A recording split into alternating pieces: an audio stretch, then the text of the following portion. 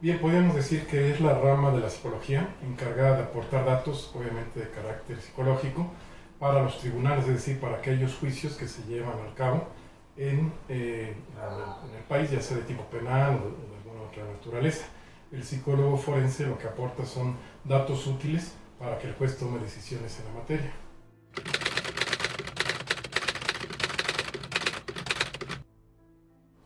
Digamos que es propiamente el comportamiento humano en este escenario judicial.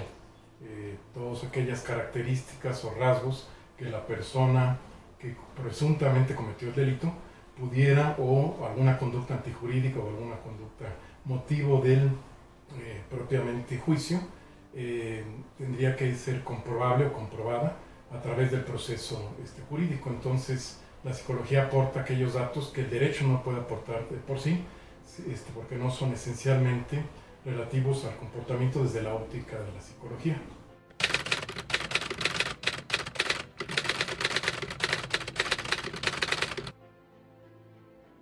Digamos que la psicología criminal está enfocada propiamente al estudio del comportamiento del delincuente, de aquella persona que cometió una conducta antisocial catalogada jurídicamente como penal, es decir, en este caso, y la psicología forense es mucho más amplia, abordaría aspectos relacionados, por ejemplo, con problemáticas de divorcio, con problemáticas de tipo laboral o algún otro tipo de conflicto familiar o relacionado con la guarda o la custodia de un menor, por ejemplo, y no es necesariamente un asunto de carácter penal, sino más bien del cuidado de ese menor. Entonces la psicología criminal está muy orientada propiamente al acto o el hecho delictivo consignado en el Código Penal.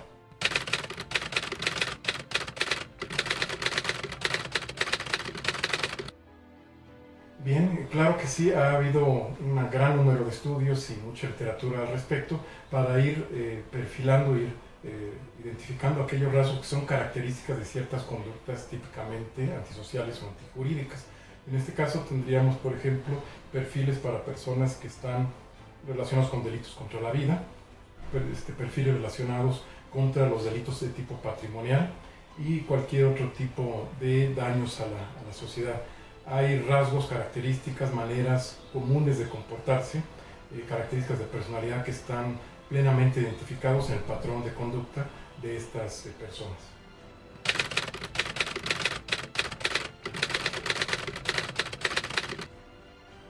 Bueno, en los penales fundamentalmente nos encontramos con las características de personalidad antisociales, es decir, una falta de respeto por las normas establecidas jurídicamente, la habilidad, el comportamiento es muy lábil, también falta de control, personas muy impulsivas y otras características, por ejemplo, el egocentrismo, la no demora de la gratificación, son aspectos que están muy centrados en la conducta de muchas personas internas. Y en el caso, por ejemplo, de las personas, de los internos que tienen problemas de drogadicción, pues son también conductas típicamente marcadas como,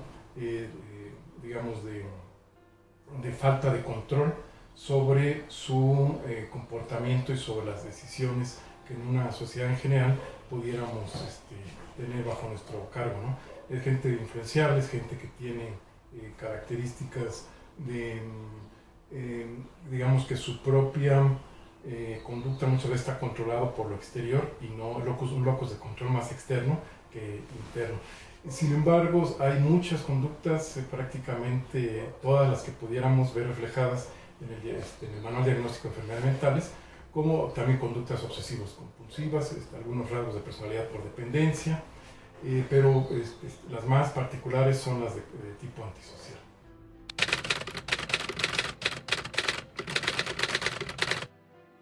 Bien, es una pregunta muy interesante porque muchas personas que no están vinculadas con el medio penitenciario se preguntan cómo, por ejemplo, 2000 personas o más, como es el caso que me ocupa,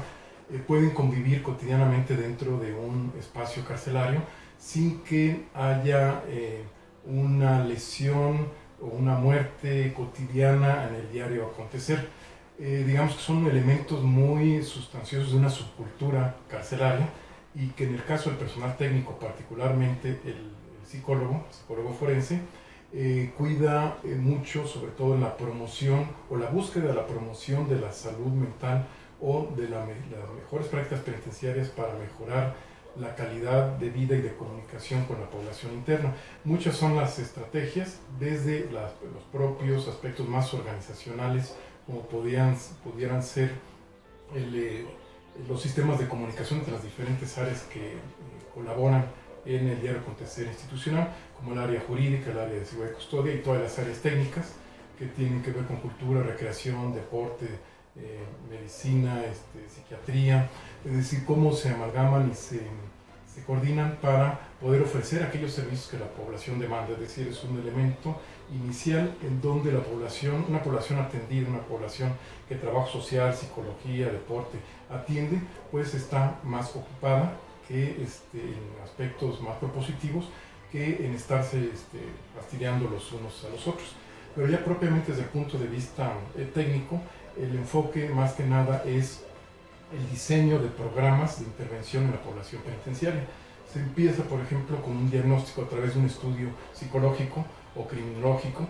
que para efectos del psicólogo forense sería una combinación, los elementos de la psicología propiamente dicha y aquellos que da el comportamiento, penal, digamos, antijurídico, y se hace una serie de estudios en donde a través de entrevistas, observaciones, aplicación de pruebas, podemos integrar un perfil de cada uno de los internos que se van integrando. De esta manera se puede determinar una propuesta de tratamiento que implica obviamente aspectos educativos, laborales, de recreación, de cultura y deporte, pero en lo que corresponde propiamente a la parte psicológica se les canaliza ya sea a grupos de autoayuda, como pueden ser AA, NA, Alcohólicos Anónimos, Narcóticos Anónimos, como terapias individuales, pocas por la falta de personal, pero también se dan terapias individuales, terapias de apoyo, a veces también contención en crisis, la atención y seguimiento a conductas posiblemente suicidas. Otro ámbito son los talleres más bien grupales, en donde ya sea diseñado para agresores sexuales o para conductas, digamos, típicamente no adecuadas al interior, como pudiera ser conductas de robo o conductas de lesiones a otros compañeros. Se trata de que el interno identifique y se sensibilice del daño que puede causar a otros, que por cierto es uno de los rasgos también característicos de mucha de la población penitenciaria, la falta de empatía y la falta de sensibilidad en relación al dolor de los demás. También hay otro tipo de intervenciones, más bien de terapia grupal, en donde el interno va, digamos, sensibilizándose y concientizándose de su propia conducta, asumiendo la responsabilidad de la misma, y con el pasar del tiempo, la propia vida institucional, digamos, el proceso de prisionalización, se va generando un proceso de mejora, el cual se le va diagnosticando en el propio acontecer institucional, para que en determinado momento, vía por el juez o vía el propio sistema de reinserción social, se le pueda otorgar algún tipo de beneficio de libertad.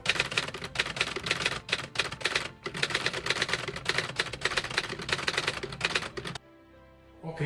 bien, digamos que en términos generales, ser empático para poder identificar, digamos, el dolor y las circunstancias de la otra persona, y poder también ubicar desde un punto de vista científico la información que te permita intervenir o diagnosticar en un momento dado. Pero aparte de tener esa sensibilidad o esa empatía, debe uno tener aquel temperamento, formarse ese temperamento que implique el manejo de las circunstancias a la altura que lo demanda, ¿no? Este manejo de dolor y de continuo acercamiento con el dolor tiene que ser primero manejado por uno mismo para evitar precisamente ser afectado emocional y laboralmente por tantas conductas atípicas y tantas circunstancias tan extremas, tan límites que uno vive al interior de los penales, o digamos como el psicólogo criminalista, al hacer cierto número de peritajes con circunstancias extremas del comportamiento humano, debe de tener, digamos, esa templanza, esas características de personalidad de autoconocimiento, de autocontrol, que te permitan manejar la situación y mantener una distancia prudente con relación al objeto de estudio. Como competencia podríamos decir el manejo de una comunicación oral adecuada, escrita también muy precisa, en virtud de que todos aquellos diagnósticos y dictámenes tienen que estar plenamente soportados porque serán en su momento utilizados por un juez, y el juez no puede basarse en aspectos mal redactados o con subjetividades amplias, sino más bien con todo aquello de soporte que una competencia oral, pero sobre todo escrita en el caso de entregar los dictámenes, se requiere. También una competencia que le llamamos de juicios, es decir, tener el apego a los juicios éticos y morales y profesionales de la propia disciplina, que te permitan actuar siempre apegado no nada más a derecho, sino a la parte de un actuar profesional responsable.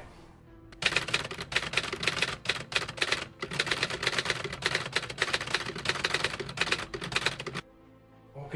esto también es algo interesante y apasionante porque no es una actividad, la de la psicología criminalística o forense, que se circunscriba a un papel muy específico de tu materia, dado que es la integralidad de diferentes conocimientos de otras disciplinas. En ese mismo sentido, uno estará conviviendo con médicos, con psiquiatras, con antropólogos, hay antropólogos en los medios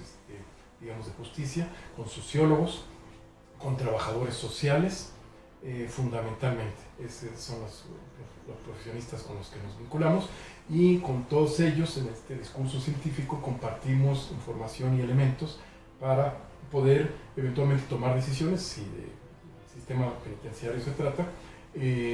acordes con una filosofía de reinserción social para la mejora de las condiciones de vida al interior del penal, de la promoción de la salud mental y pues también del respeto de la dignidad de la persona humana.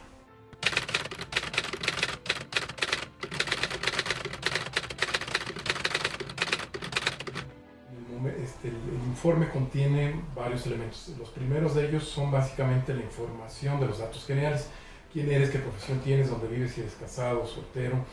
tu identificación personal, tu cédula profesional. Esos datos que le permitan al juez saber con quién el dictamen o la información que va a conocer, quién la está emitiendo.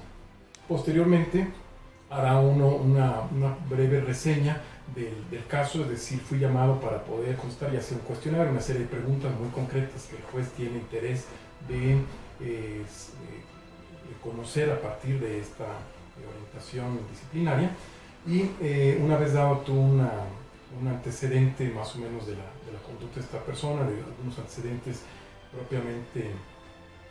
familiares, escolares, en fin, estarías hablando también de, en un apartado, de aquellos elementos, digamos, de tipo quirúrgico, escolar, patológico, médico, psiquiátrico, que pudieran estar jugando, teniendo algún peso específico dentro de tu dictamen. Es decir, todos aquellos antecedentes que deba conocer el juez en relación a la persona que estás, de la cual estás realizando algún dictamen. Después propiamente viene la aplicación de tus herramientas, que serían entrevistas, que serían aplicación, interpretación de diferentes pruebas, ya sea psicométricas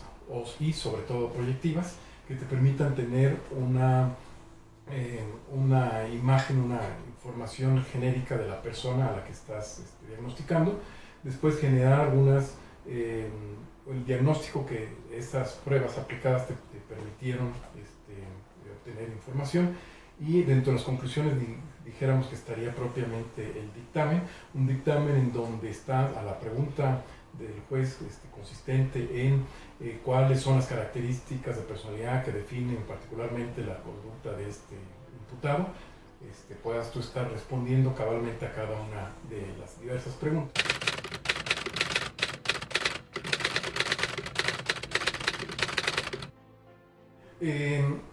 El medio penal, dentro del aspecto jurídico, se sabe que hay diferentes áreas, digamos, y quienes saben de esto mencionan que el área penal es el área más compleja, más retadora, más difícil, más desgastante. No tanto la parte fiscal, no tanto la parte civil, la parte mercantil, en fin, sino hablando de derecho, la parte penal es la parte más retadora para cualquier profesional, digamos en este caso abogados y nosotros particularmente como psicólogos. Ya la parte propiamente del ejercicio de la profesión dentro del derecho como psicólogo, hay ciertas limitaciones que están dadas a partir de, primero, de conocer el escenario en donde te estás moviendo. Te estás moviendo en un ambiente eminentemente legal, en donde todo lo que digas podrá ser utilizado en contra de tu cliente eventualmente o en contra de aquella persona a la que eventualmente estarías auxiliando en su defensa. Entonces, una limitante son precisamente las normas, las reglas, los códigos, en donde tienes que circunscribirte a ellos. Límite en un sentido propiamente de bloqueo, sino de que en ese margen está limitado tu actuar, es decir, en la parte eminentemente jurídica.